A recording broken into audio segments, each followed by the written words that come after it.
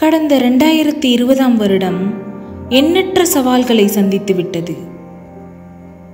பலவிதமான நெருக்கடியும் கடினமான சூழ்நிலையும் ஏற்படுத்திவிட்டது. ஏராளமான உயிர்களை அந்த உயிர் கொல்லும் வைரஸால் இழந்துவிட்டோம். வணிகம், பெரும் தொழிற்சாலைகள், சிறு தொழில்கள் என்று பல நஷ்டத்தில் மிதந்தது. இன்னும் பல தொழில்கள் முடங்கி போனது. ஒரு சமயம் ஆட்கள் நடமாட்டமும் குறுகி போய் உலகம் முழுவதும் வெறிச்சோடி போனது.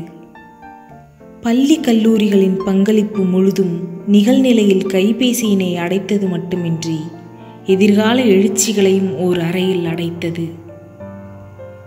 விவசாயம் செய்ய முடியாத பயிர்களெல்லாம் விளைச்சலுக்கு பதிலாய் வீணானது. அத்தியாவசிய பொருட்களின் விலையும் ஆச்சரியமாய் விலை உயர்ந்தது. பிற்காலத்தில் இந்த 2020ஆம் வருடம் நிச்சயமாக வரலாற்றில் இடம்பெறும்.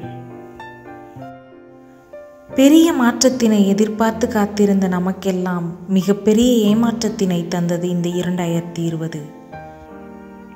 எழுச்சி நாயகனின் வல்லரசு கனவு கூட கனவாகவே போனது.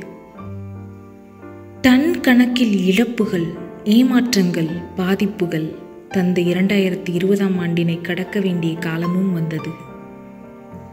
வரும் 2021ஆம் ஆண்டு எப்படி இருக்கும் என எதிர்பார்ப்புகள் வைக்காதீர்.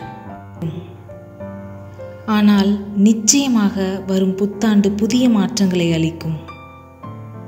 யாவும் மகிழ்ச்சியுடன் ஏற்கக்கூடியதாகும் என்று நம்புவோம். ஒரு பிறவி எடுத்த பெண் குழந்தை பெற்றவுடன் எப்படி மறுபிறவி அடைகிறாளோ அது போன்ற மறுபிறவியினை இனிதே வரவேற்போம். புத்தாண்டு நல்வாழ்த்துக்கள்.